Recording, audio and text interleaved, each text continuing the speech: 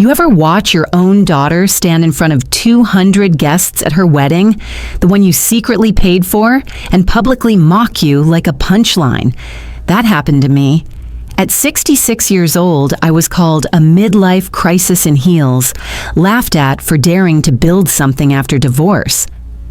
I smiled, heartbreaking as the guests chuckled, thinking I was just a sweet old woman with delusions of grandeur. What none of them knew, including my daughter, her smug new husband, and half the tech execs in that room, was that I wasn't just a hobbyist. I was their boss. And the moment my identity was revealed, the laughter died so fast you could hear forks hit the floor. But to understand how we got there, how a forgotten housewife became a CEO feared by the very people mocking her, you need to hear everything from the beginning. Because this isn't just a story about revenge. It's about reclaiming power at any age. At 66, I never expected to be starting over, alone. But there I was, sitting in the silence of my tiny kitchen, watching the steam curl up from a chipped mug of tea, with no one left to talk to but the clock ticking on the wall. After 40 years of marriage, my husband traded me in for someone who still wore eyeliner without reading glasses. He said it was mutual, that we'd grown apart. But it didn't feel mutual when he packed his golf clubs and his new hair dye into the back of her SUV while I stood at the window in my bathrobe, clutching a marriage certificate that meant nothing now.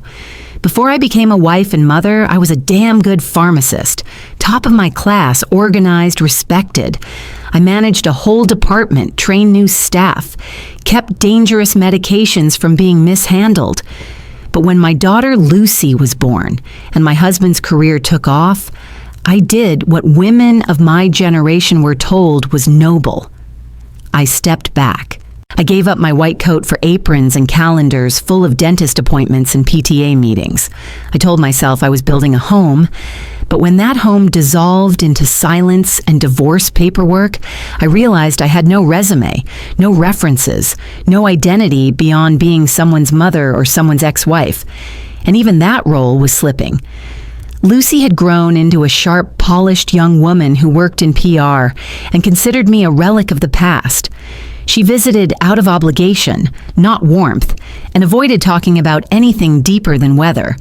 When I brought up the idea of starting a business, her reaction was a polite smile, the kind you give a child who claims they'll be an astronaut. "Oh, Mom," she said once, stirring her oat milk latte. "Maybe just enjoy life now, you know. Take a painting class or travel. You've done enough." Done enough? My heart ached at that phrase, as if my usefulness had expired, like an old coupon at the back of a drawer. I didn't argue, I rarely did. But in the quiet, I started writing. Lists, ideas, business plans. Because what people forgot was that 40 years of running a household, balancing budgets, managing chaos, and solving 1,000 crises had taught me more about operations and efficiency than any MBA. I started small. I called it Green & Co., a nod to my maiden name. No family tie, no traceable connection to Margaret, the tired divorcee with gray hair and elastic waistbands. I worked late into the night from my living room, researching small businesses, cold emailing local shops, offering free consultations to get my foot in the door. I taught myself digital tools, designed invoices, read every business book I could find. It was slow, tedious, lonely, but it was mine. And yet no one knew. Not Lucy, not the neighbors who assumed I spent my days watching soap operas and clipping coupons, not the old friends who stopped calling once I wasn't part of a couple anymore. People saw me and assumed I was surviving on alimony and nostalgia, filling time until the inevitable bingo nights and senior cruises. There was a moment, at the grocery store, of all places, when I overheard two women from my old bridge group whisper about me. "She looks thinner," one said. "Well, she's alone now, probably doesn't cook real meals." And I heard she's working again? Something about helping shops? Isn't that sad? I stood frozen in the canned soup aisle, gripping a can of lentils like it was the last thing tethering me to dignity. I didn't confront them. What would be the point? Their words weren't malicious, just dismissive, like I was already fading from relevance, a background character in my own life. But what they didn't know, what none of them knew, was that Green & Co. had just signed its third major contract. I had quietly helped a failing bakery triple their profits by restructuring their inventory and scheduling. A local bookstore now ran smoother than ever, thanks to my input. I wasn't just helping shops. I was building something, brick by invisible brick. And still, I kept it to myself, maybe out of fear, maybe out of pride, maybe because somewhere deep down, I wanted to wait until I had something so undeniable, so irrefutable, that when I finally said, "Look what I did," no one could pat me on the head and call it cute. I didn't want their permission. I wanted their silence. Before I became invisible, I was indispensable, though no one would have admitted it.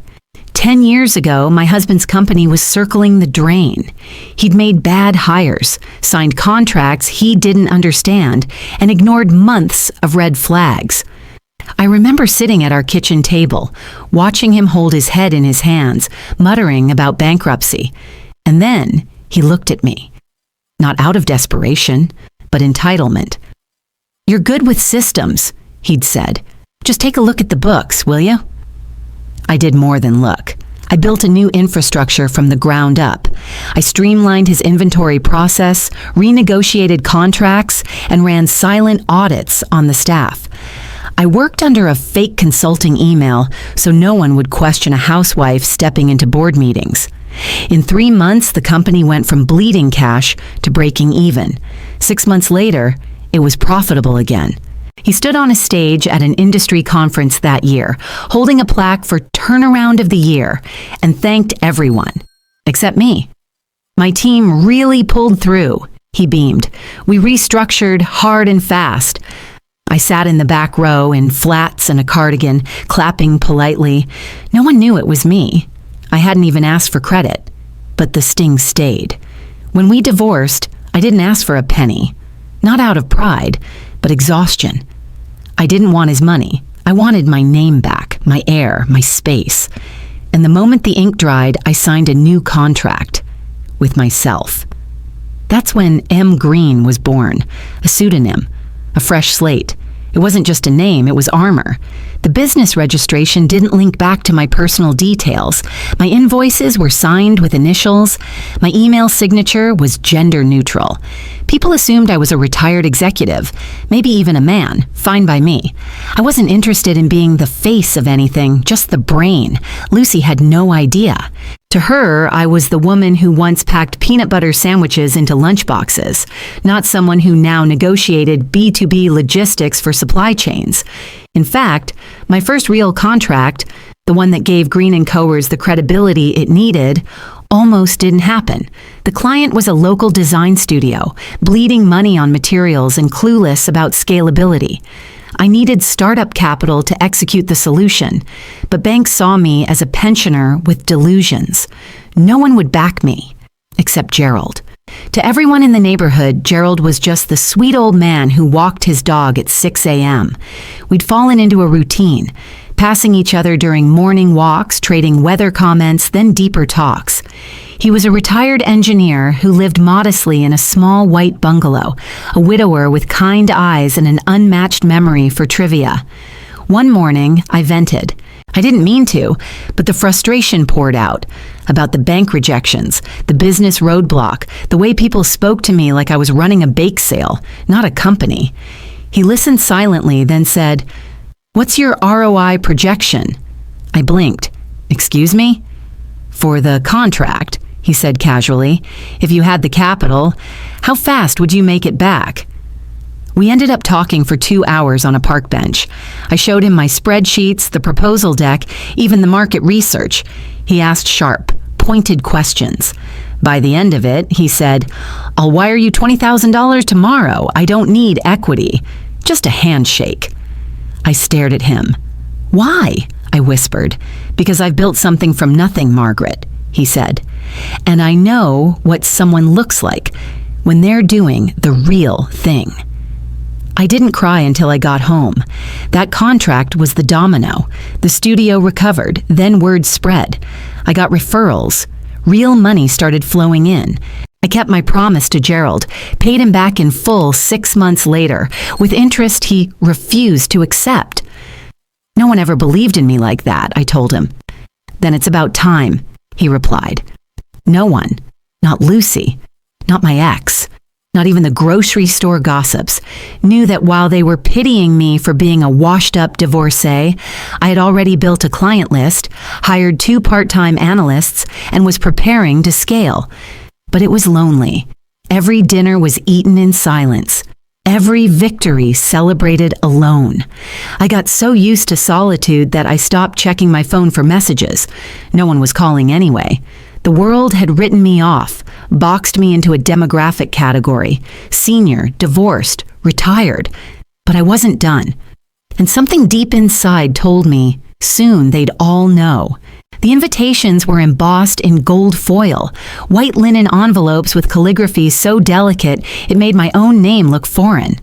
Lucy spared no expense. She and Ethan had chosen an elegant estate-turned wedding venue nestled in the countryside, complete with chandeliers that cost more than my car and a string quartet that played soft renditions of Taylor Swift. I paid for most of it. Lucy never asked outright, but there were hints.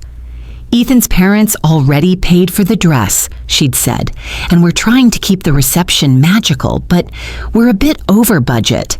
I transferred the money without hesitation, not because I was trying to buy love, but because I remembered my own wedding, how happy I'd been, how naive.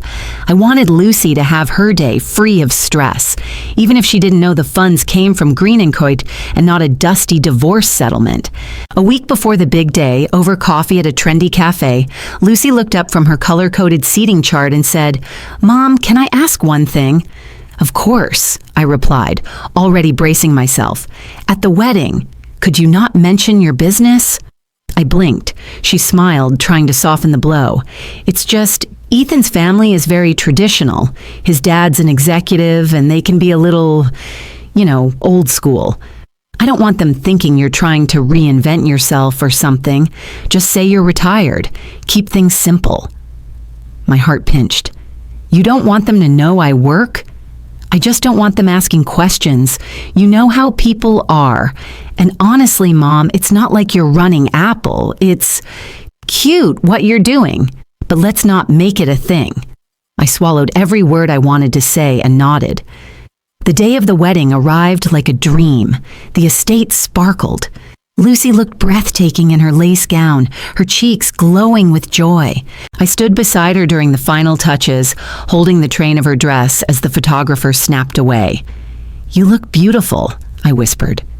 "Thanks, Mom," she replied absently, already checking her lipstick in the mirror. I spent the ceremony smiling through tears. Watching her say, "I do," stirred something maternal and proud in me. Despite everything, she was my daughter, my only child. I would have carried the weight of the world to make her happy. The reception began with champagne, hors d'oeuvres passed on silver trays, and guests mingling under fairy lights strung across the garden. I stayed to the side, chatting quietly with a few cousins, keeping my smile polite and warm. Every time someone asked what I'd been up to, I offered vague answers about keeping busy and enjoying some projects. Then came the speeches. The maid of honor, Lucy's college roommate Kendra, was first. She was tipsy, high on attention, and armed with a microphone. "Before I get too emotional," she began, "I just want to say how beautiful everything is. And of course, we can't talk about Lucy without talking about her amazing mom." My stomach tightened. I reached for my glass of water. Kendra continued, "Now, Margaret has been going through what we affectionately call her golden girl glow-up." Laughter rippled across the tables. Seriously, she's in her 60s and suddenly thinks she's a business mogul. It's adorable. We're all just glad she has something to keep her busy between Tai Chi and gardening. More laughter. A few glances in my direction. I smiled tightly. "She even has this mysterious little company now. What's it called again, Lucy?" "Oh, right. Green something." She made air quotes with her fingers. "Like, we get it. Empty nest syndrome hits hard." I looked at my daughter. Lucy was laughing, not nervously, not politely, genuinely. She was nodding along, eyes twinkling. The microphone passed to Lucy herself. "Thanks, Kendra. That was hilarious," she said. "But yes, it's true. My mom has been on quite the little journey lately." She turned to face the room, speaking as if delivering a stand-up routine. "She wakes up early now, always talking about client calls and invoices. Honestly, we think she's just bored. I mean, building a business at her age?" Lucy chuckled. "Some dreams come with expiration dates, but we love her for trying." I could feel my breath catch in my throat. People were laughing, clinking glasses. Someone near the back muttered, "At least she's not doing pyramid schemes." I sat perfectly still, hands folded in my lap. My smile was still there, but it had hollowed out. The laughter washed over me like acid rain, slow, corroding, impossible to stop. My heart wasn't just broken, it was crushed, folded in on itself. And then Ethan appeared beside me, his champagne glass in hand. He leaned in, patted my shoulder like I was a well-behaved child, and said with a smirk, "Hey, no hard feelings, right? We're all just having fun. And honestly, it's kind of inspiring. Most women your age are knitting. At least you're staying active. That's something." I looked at him. Really looked. The smugness, the patronizing tilt of his head, the subtle wince in his smile like being associated with me was a mild inconvenience. I wanted to scream, to stand up and announce to the entire room who I was, what I had built, that their precious Ethan reported to a company I owned, that half the guests worked for me and didn't even know it. But I didn't. Not yet. Instead, I smiled. Because sometimes the best revenge is letting them think they've won, right before the curtain drops. I was still smiling when the server set down the main course, chicken breast with lemon beurre blanc, a side of roasted vegetables arranged like edible art. Around me, laughter continued to float through the air like perfume, cloying and inescapable. No one noticed I hadn't touched my fork. As the clinking of silverware filled the tent, Lucy stood again, this time to introduce the couple's special highlight slideshow, a digital reel of childhood photos, dating memories, and clips of their engagement in Italy. The projector hummed to life, the screen flickering with images of Lucy in pigtails, Ethan in high school sports gear, and their polished engagement shoot under olive trees.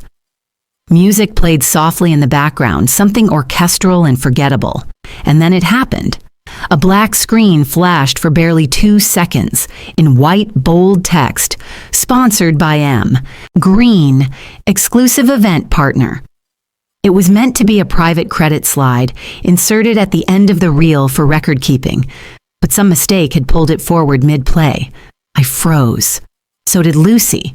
She scrambled to the laptop perched beside the DJ, whispering frantically. The screen cut to black. A few guests murmured, confused, but Lucy's smile returned like a mask and she raised her glass. "Well, that's enough nostalgia," she laughed. "Let's get back to the party." But the damage was done. Across the room, I caught the eye of a man in a navy blazer. He blinked at me, then did a double take. I recognized him immediately. Harold Finch, a former client. I'd helped his logistics firm triple its delivery speed over a 3-month contract. He'd once called me a magician with numbers. He made his way toward me, a smile already forming, but Lucy intercepted him. "Hi, so glad you could make it," she said brightly, placing a hand on his arm. "Have you met Ethan's uncle?" Harold hesitated. "Actually, I was hoping to say hello to—" "Oh, let me introduce you to someone who just flew in from Boston," Lucy chirped, steering him away before he could finish. She didn't even glance at me.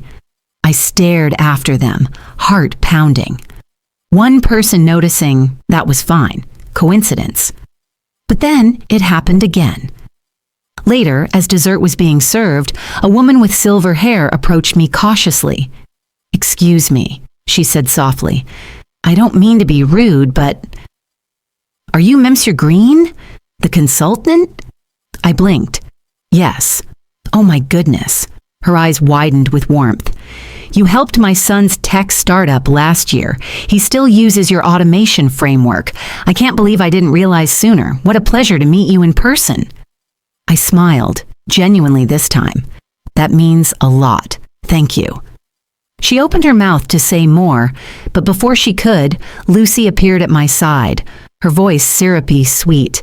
"Mom, could you come help me with the gifts table real quick?" she asked, not even looking at the woman. "Of course," I said. We walked toward the back of the tent. I waited until we were out of earshot, then turned to her. "You don't want people to know who I am."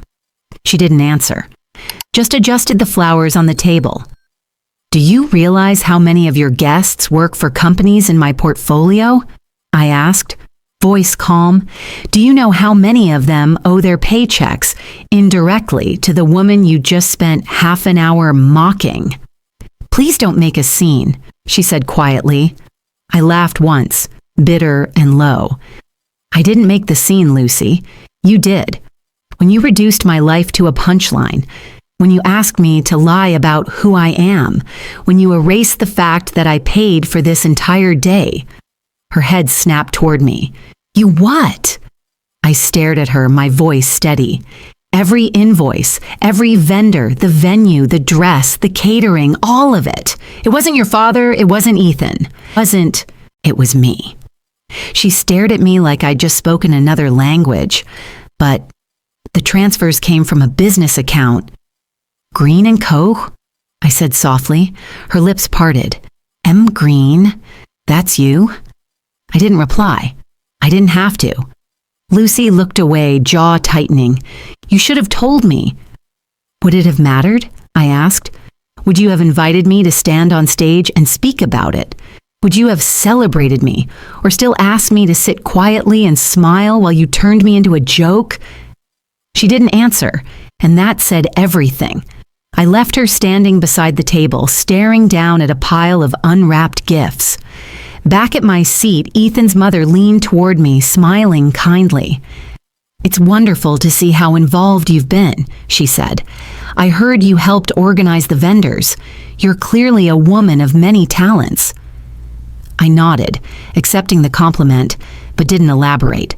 I'd learned my lesson. People see only what they're ready to accept. For now, I would let them stay in the dark a little longer, but it hurt, more than I'd expected. I thought I could endure the jokes, the dismissal, the sheer arrogance of youth wrapped in lace and tuxedos.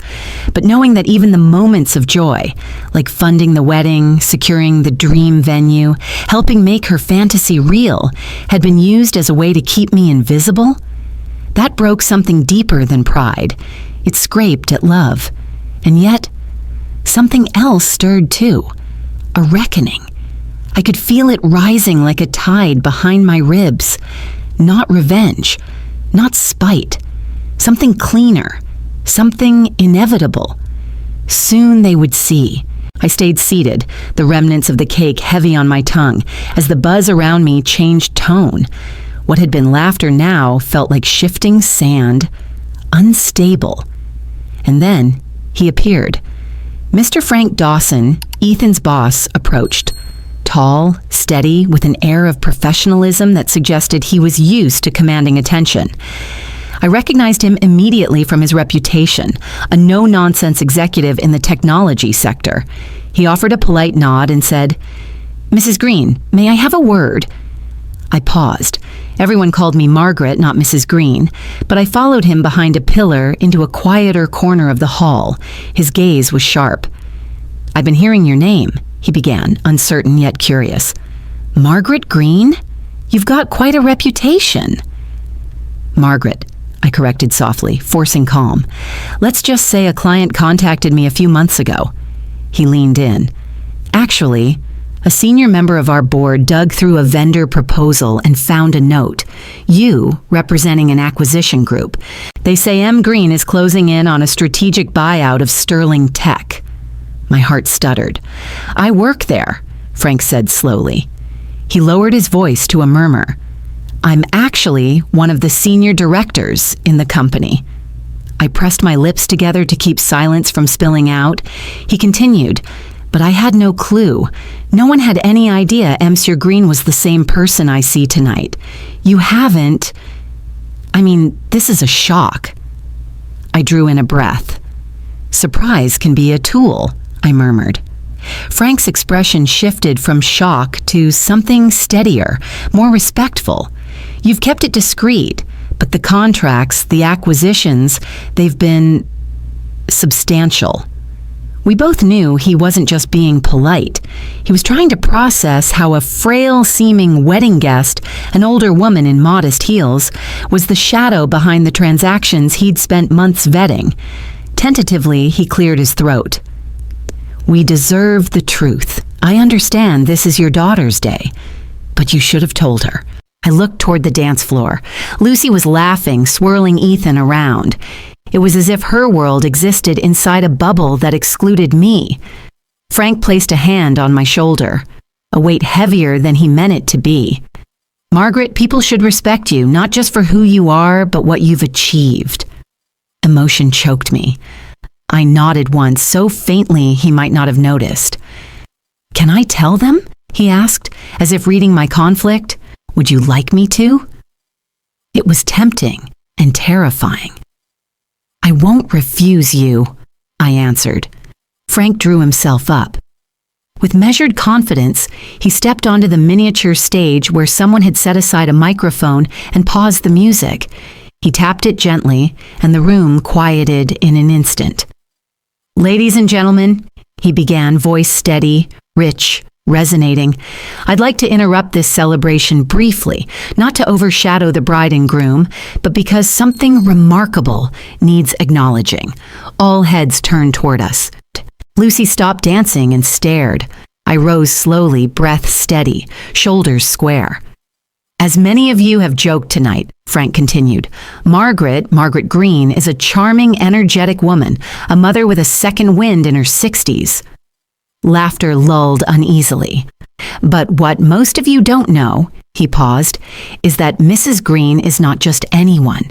She is M. Green, the founder and managing director of Green & Cocrini, and the principal investor behind the companies most of us work for, including the company where your son works, Ethan, Sterling Tech.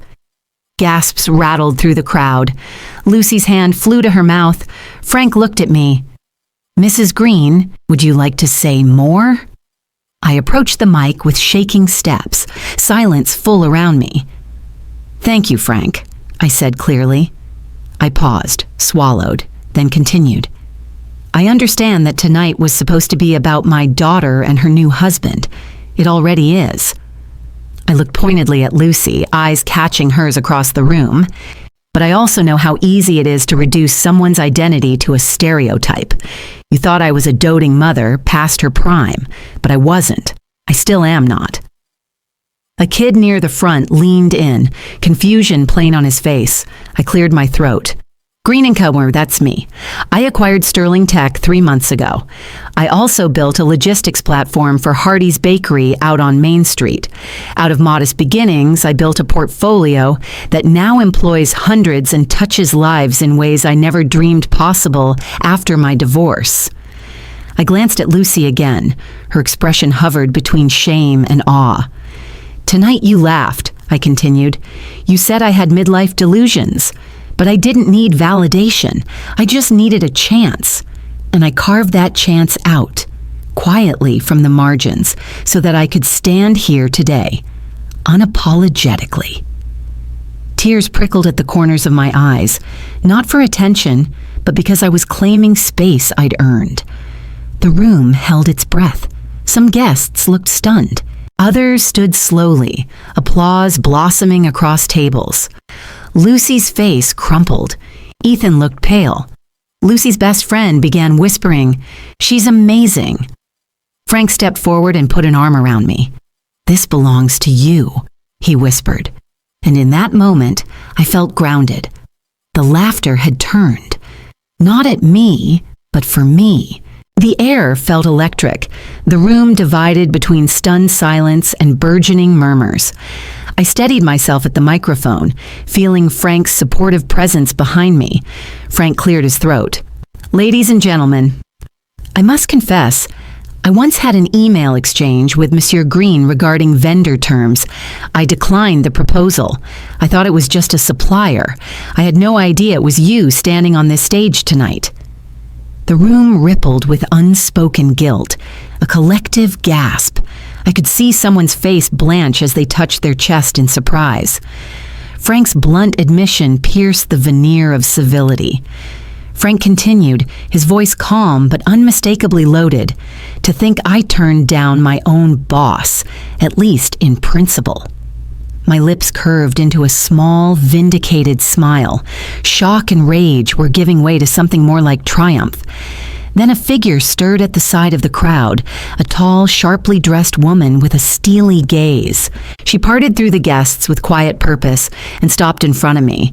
I recognized her immediately. Veronica Hayes, CEO of Tomorrow Tech.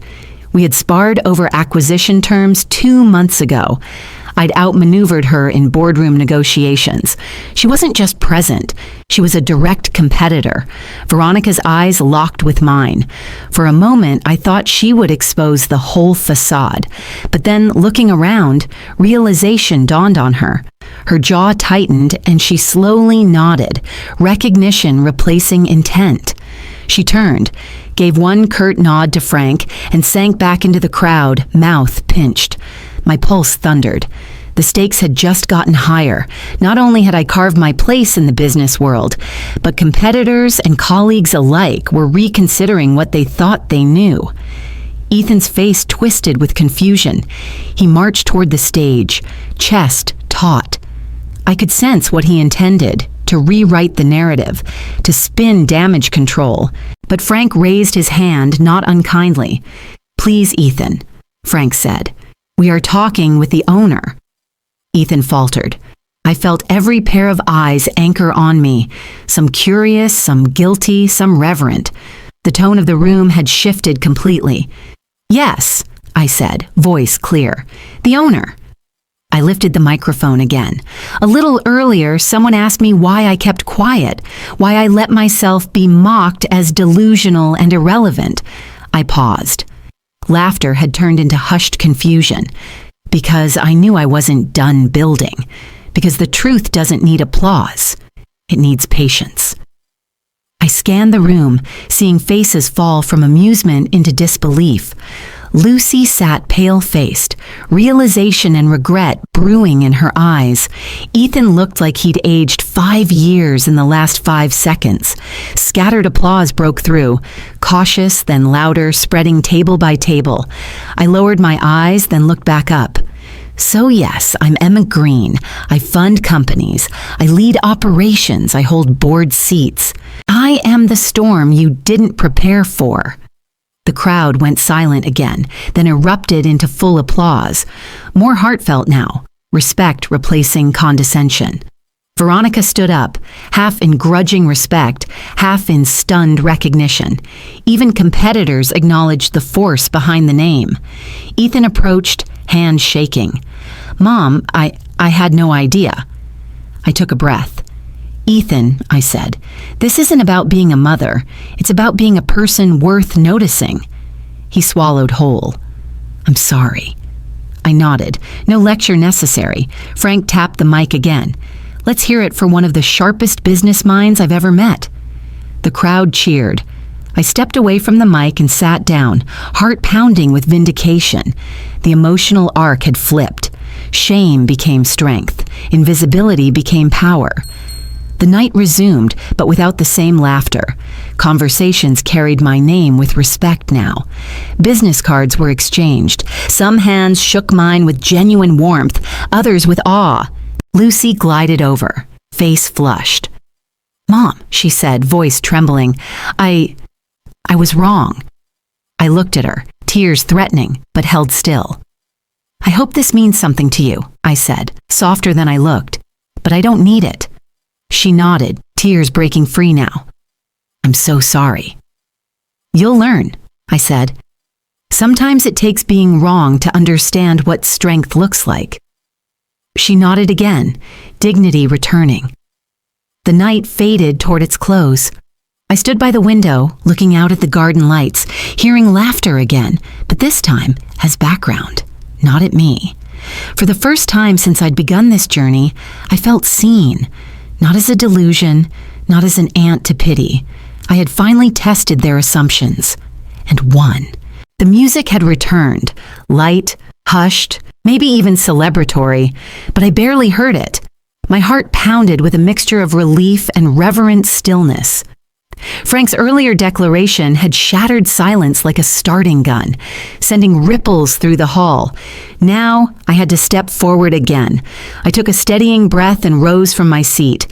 Every pair of eyes turned my way, some still wide with shock, others more curious, searching for meaning. Frank stepped aside as I approached the microphone that glowed softly on the petite stage. I briefly closed my eyes, picturing the years I'd spent alone, building a company behind a pseudonym, enduring invisible humiliation. In that silent gathering of gazes, I found clarity. "Thank you," I began, voice firm but gentle, "to everyone here. Especially those who laughed tonight. I want you to know why I chose to remain silent." A hush fell. The hum of music faded entirely. I could feel Lucy's eyes burning into my back, Ethan's neck stiff with regret. But wherever my words landed, they needed to be authentic. "For decades, I stepped back," I continued. "I gave everything I had to marriage, family, motherhood. I was proud to do it. But after divorce, after watching my identity dissolve, I realized something had to change." I paused, pulling strength from memory. I held back from speaking up for myself, not because I lacked skill, but because I prized harmony over recognition. I thought humility would protect me, so I let others write my story, the housewife, the retiree, the outdated mother. I glanced at Lucy, whose expression cracked, guilt and disbelief mingling. When I started Green & Co., I signed emails with M. Green. I kept my name, my gender, my face out of it. I believed quiet competence would speak louder than any spotlight ever could. I heard a breath catch near the front rows.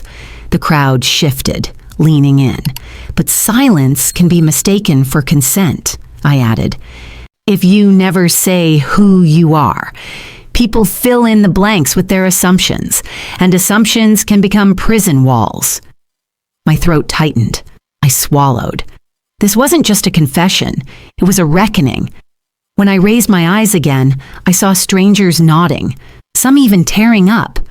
The weight of expectation, the inherited judgments, all of that hung in the room, heavier now because it was witnessed. "I didn't choose this moment to expose myself," I said. "I chose this moment to show you how transformative visibility can be." I allowed a soft smile, because there's something powerful about being seen for who you are, without shame or diminishment. I stepped down from the stage, the applause starting small and deliberate, polite at first, but swelling with respect. It wasn't about performance, it was about recognition. Lucy stood, her face pale as she approached. "Mom," she whispered, voice thick. "I'm so sorry." Tears brimmed in my eyes. Understandable, after hours of silent grief and unexpected vindication.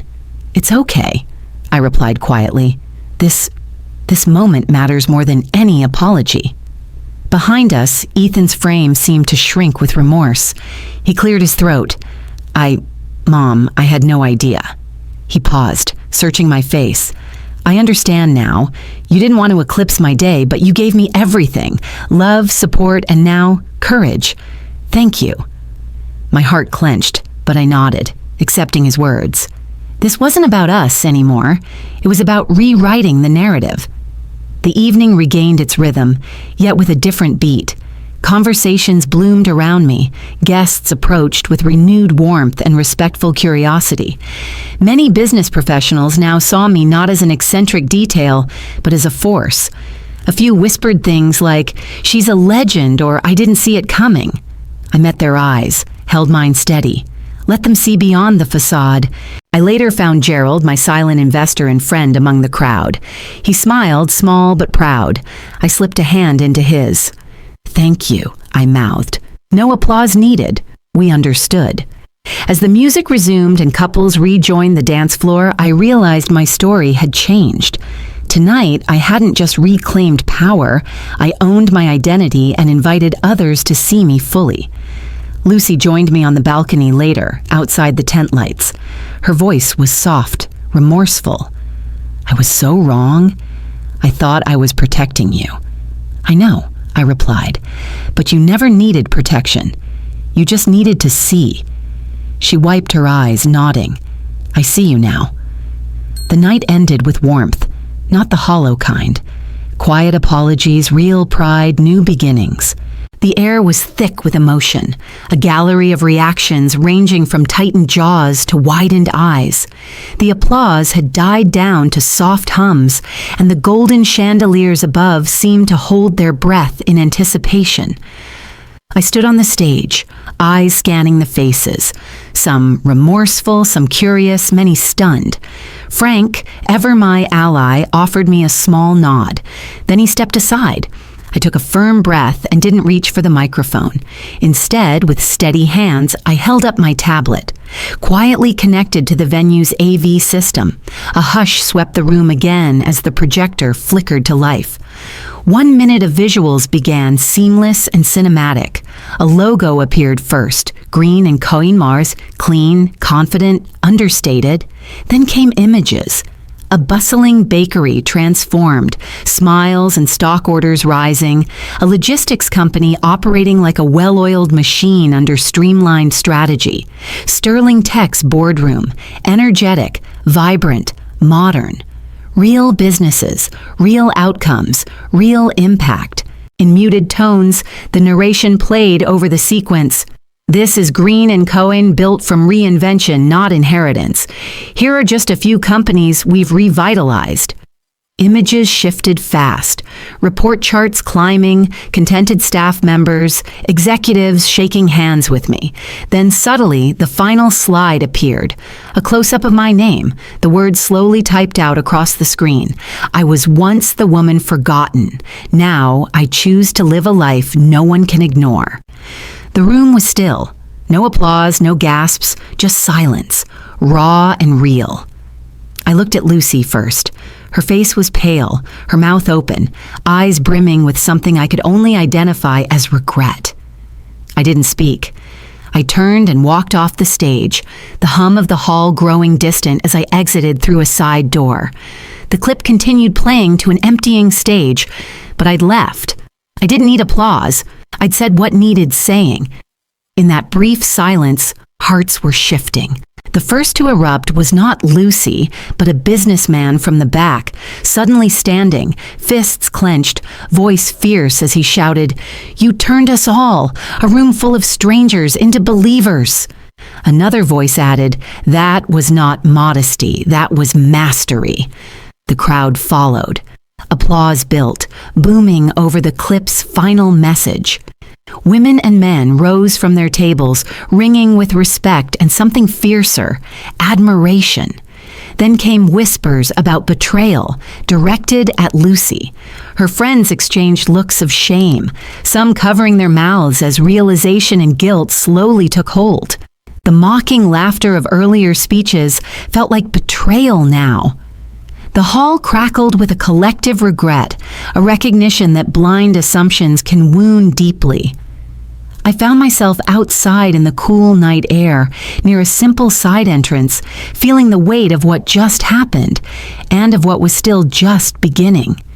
A few guests drifted out behind me, echoing applause still rising inside. Gerald found me, as he often did. He listened to the distant sound of the crowd, then looked at me with quiet pride. "You knocked it out of the park," he said quietly. I nodded, throat tight. I didn't call attention to myself. I just showed who I actually am. He offered his arm, and for a moment we stood in companionable silence as the applause faded, replaced by whispered conversations and the rustle of chairs being pushed back. Inside, amidst the ebbing echoes, Lucy and Ethan stepped out too, Lucy approached me cautiously, shame in her posture, tears glistening. "Margaret," she began, voice trembling, "I was awful. I treated you like a side note in my life story." I turned to her, meeting her eyes. The anger I felt had softened into something deeper, understanding, still tempered by hurt. "You didn't know," I said softly. "You saw me through your lens, not mine." Her lip quivered. I was blind. "Then wake up," I told her gently, "but don't expect me to stay invisible anymore." She nodded, tears flowing freely now. "I don't. I want to make it right." Ethan joined us, eyes red and voice thick. I underestimated you, Mom, and I can't ever undo that, but I promise I'll never do it again." Something in his tone echoed sincerity. I nodded again, accepting. We stood there, 3 generations, all changed. Not healed yet, but starting. Inside, the reception had quieted into thoughtful chatter. Some guests talked business, not out of obligation, but curiosity and respect. Others spoke in hushed tones about the power of assumptions and the cost of laughter. And Lucy, she sat quietly at her own wedding table. The world in her lap changed. Facing the consequences of laughter turned cruel. As I walked toward the exit later, my shoes clicking softly on the polished floor, I realized something. The night hadn't ended with confessions and applause.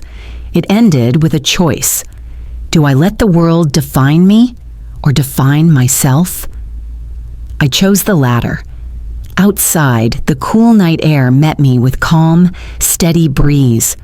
I took a deep breath, feeling rejuvenated, fierce, reclaimed. Because a moment of revelation isn't always about loud transformation. It's about quiet reclamation.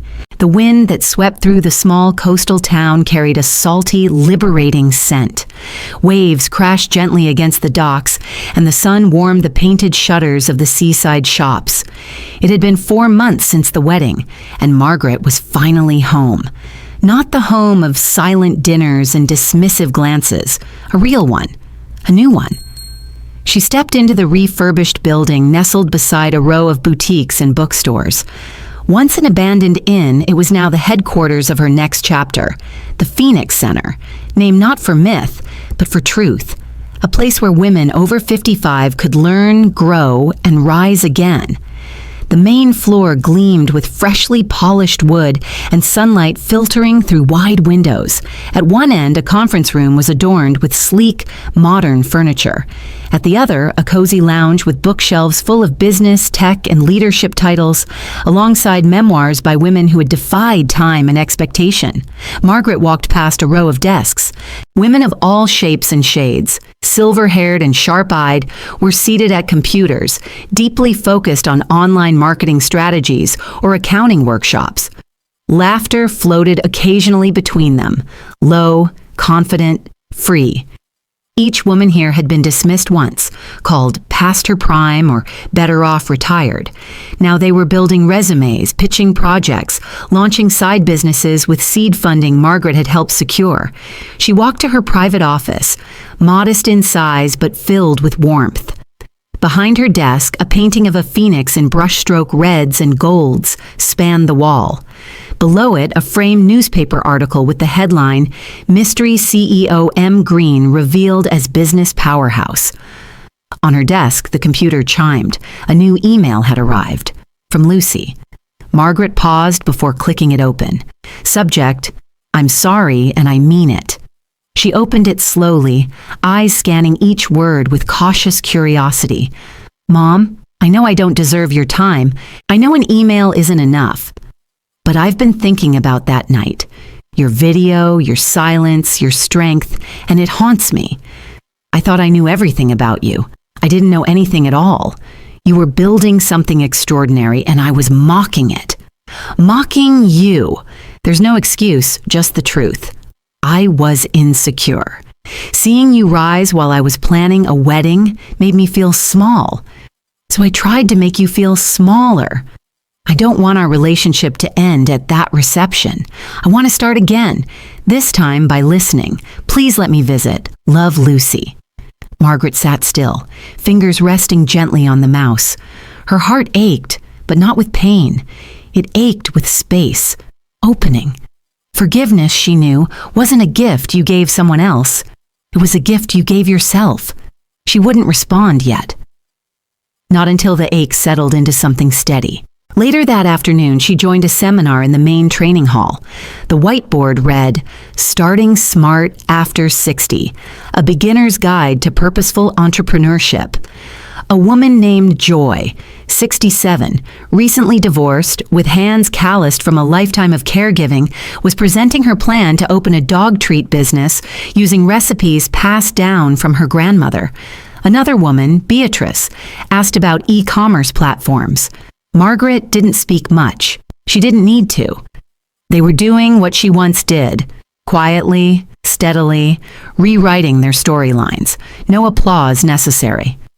After the seminar, Margaret walked along the dock. Gerald joined her holding 2 cups of tea. He handed her one without a word. "Busy day?" he asked. She nodded. Busy in the best way.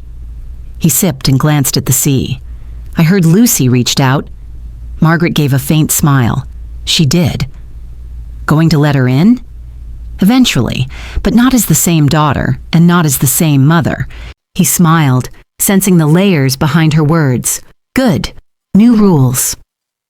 They walked in silence a while longer, the sun slipping low into the water, casting everything in a warm, forgiving gold. Margaret paused and looked out at the horizon. "I spent too long waiting for permission to matter," she said softly. "And now?" Gerald asked. She turned to him, eyes shining. "Now I build a world where no one has to." A knock tapped gently on the glass door of the Phoenix Center. Margaret glanced up from her desk, expecting another delivery or perhaps a woman interested in joining the program. Instead, she saw 3 familiar faces standing nervously outside. It took a few moments for recognition to bloom, and when it did, her breath caught. 3 of Lucy's bridesmaids, the same young women who had laughed during the wedding speech, the same ones who giggled when Lucy joked about Margaret's late-life empire-building hobby, the same ones who barely acknowledged her afterward. Margaret stood slowly, composed. She opened the door. "Hello," said the tallest one. Andrea, if memory served, her tone far more subdued than the bubbly arrogance Margaret remembered. "We saw an article about your center," Andrea continued, "and we'd like to apply to join your next session." Margaret blinked. "You're interested in the training?" The woman beside her, Maria, nodded. "We left our jobs earlier this year. Burnout, layoffs, everything. And honestly, after that night, we started looking you up, learning about what you've built." Margaret folded her arms, studying their faces. They were different now, eyes softer, pride carefully tucked away. But the image of them toasting to her humiliation still lingered. "I appreciate your interest," she said, voice even. "But this program wasn't designed for apologies. It's for women willing to do the real work. All of it." Andrea stepped forward. "We are willing. We just didn't realize who you were or what you were doing. That night, it changed us." Margaret gave a polite, non-committal smile. "We'll be in touch." She didn't promise more. She didn't owe more. They left, heads bowed slightly, not in shame, but in recognition. And that, perhaps, was a beginning. That evening, she sat alone in her small seaside home, the fireplace crackling behind her, and reread Lucy's email. Then she opened a folder on her desktop, labeled simply Proof. She clicked on a small audio file. The sound filled the room. "She keeps insisting she's building a business empire, but we're just trying to get her to accept that some dreams have expiration dates." Margaret closed her eyes. The words still cut deep, but not as they once did. Not like a fresh wound, more like an old scar, still tender but healing. She attached the file to an email. Subject, "You asked, why? This is why. Lucy. You asked me why I didn't welcome your apology right away. This is why. Listen to it. Not just the words, but the tone, the laughter, the conviction in your voice. It wasn't just one comment. It was years of dismissal, of being treated like a relic instead of a woman still in motion. I'm not angry anymore, but I need you to understand the depth of what happened that night. We can only begin again if the truth is fully acknowledged. Love. Mom. She hit send. There was no anger in her chest now, no bitterness, only clarity. A week later, the training center buzzed with new energy. Margaret was finishing up a budgeting workshop when Nora, her assistant, stepped in. "There's someone here asking to speak with you," she said. Didn't give her name, just said you'd know. Margaret sighed inwardly, setting down her marker. She walked out into the lobby. Lucy was standing there. No makeup, no designer outfit, just jeans and a soft green sweater, her eyes raw from emotion. "I listened to it," she said quietly. Margaret waited. "I cried through the whole thing," Lucy continued. "Not just because I was ashamed, but because I remembered how easy it felt to say those words, how natural it was to mock you. That's what hurts the most." Margaret said nothing. "I'm not here to beg," Lucy added. "I'm here to say I'm going back to therapy. I'm going to work on why I felt threatened by your strength, why I laughed instead of listened, and I hope, maybe one day, you'll let me try again. But not because I'm your daughter, because I'm willing to be better." Margaret nodded slowly. "That's a good start." They stood there in silence, not as mother and daughter, but as two women confronting a broken past and the possibility of something new. Later that evening, Margaret sat at the end of the pier, notebook in hand, wind teasing her silver hair. She jotted down notes for the next program intake. In the margin, she scribbled, "Growth begins when shame ends." The ocean stretched before her, wide and endless, and for the first time in a long time, Margaret felt exactly the same. The stage lights were bright, but not blinding, illuminating a room filled with anticipation and reverence. The annual Her Conference and Awards 2025 had drawn leaders from across the globe, innovative entrepreneurs, fearless changemakers, and unstoppable women. This year's theme, Elevate. An invitation not just to rise, but to lift others as we ascended. Her program at Know Margaret had arrived quietly, not as a celebrated name on a banner, not as a late bloomer, but as someone who had quietly rewritten her story, and many others. The moment she stepped onto the stage, you could feel a shift in the air. She didn't seek applause. She wasn't introduced with grandeur. Her presence was steady, measured, authentic. The host cleared her throat. "Tonight we honor a woman who didn't wait for validation. She reshaped her world on her own terms. Please welcome the recipient of the Empowerment Leader Award, Margaret Green." A single spotlight followed her as she walked forward. No fanfare, no frills, just poise that spoke louder than words. Margaret stood at the podium, her eyes scanning the sea of faces, some inspired, some grateful, all attentive. "Thank you," she began, her voice calm but resonant. "There's a powerful lesson in choosing not to be seen, and in learning later that being seen doesn't require permission." The room fell silent, hanging on to every word. "I once hid behind a name, M. Green, masking my gender, my history, my scars," she continued, "because I thought humility was safety. But ambition, when fueled by purpose, deserves acknowledgement." Applause rippled gently but grew stronger, because people recognized truth when they heard it. "I didn't seek recognition," Margaret said, "not as an excuse, but as transparency.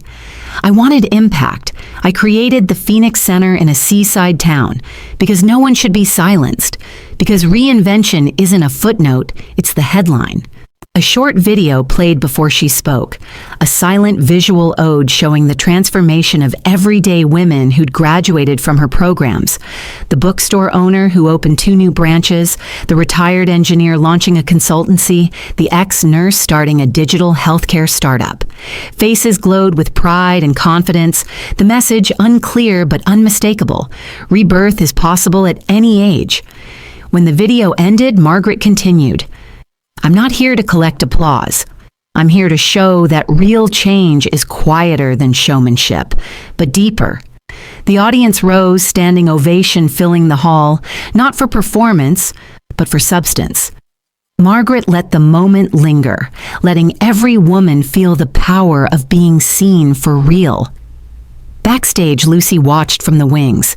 Her eyes were wet, a rare humility softening her features. She stepped forward, moved by the same quiet power that so deeply unsettled her in the past. Margaret made her exit through a side door, letting the audience's thunder subside behind her. The hush behind that door was full, reverent. Lucy found her, eyes red but steady. "I'm proud of you," Lucy whispered. "I'm sorry for not seeing the woman standing here tonight." Margaret paused, considering. "I didn't need applause, Lucy, just visibility. And now, I am visible." They held each other for a long moment, a mother and a daughter, unlearning old roles.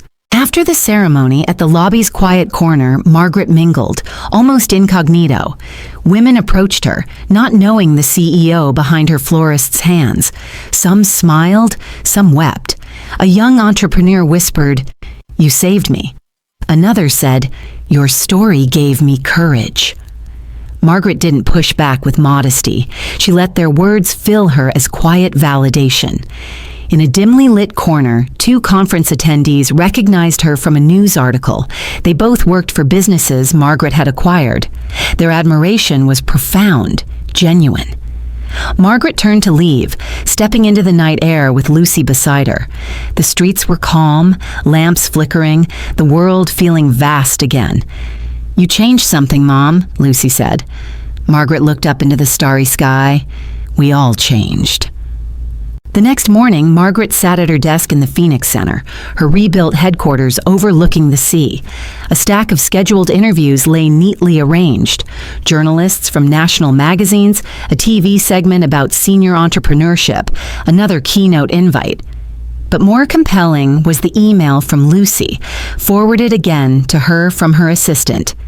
"Mom, thank you. I'm rebuilding too. Not because you asked me to, but because I don't want to repeat the past. I love you." Margaret read and put the computer aside. She walked to the window, looking out at the sunrise glittering over the waves.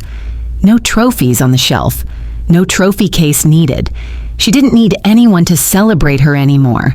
She just needed to keep elevating others. The gala hall buzzed softly with afterglow, the kind that lingers long after applause fades. Glasses clinked, conversations hummed in lower tones, and lights twinkled like captured stars. The Her Conference and Awards had reached its climax with Margaret's speech, and yet somehow it wasn't over.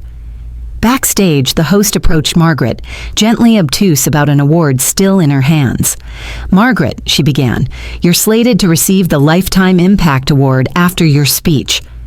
Margaret tilted her head, hiding her surprise. She paused, aware that all eyes seemed to follow her through the folding doors. But then she did something completely unexpected. She stepped aside. "No, thank you," she said, voice quiet but unwavering. The host blinked in confusion. The audience still in the main hall paused as if sensing the shift. Margaret continued with clarity. "I don't deserve that award. Not alone. The work at the Phoenix Center isn't just mine. It's theirs. The women I teach, support, and stand beside. Tonight, I'd like to surrender it to someone more deserving." A murmured, gasping ripple moved through the audience, growing faster than applause. The man from the awards committee frowned, but coughed into a professional smile. "And we'd like you to choose," he pressed. Margaret took a steady breath. She indicated to the main stage. Up on the screen above the podium, a new image flickered into life. A video projection, silent at first, then carrying itself forward in text and visual grace.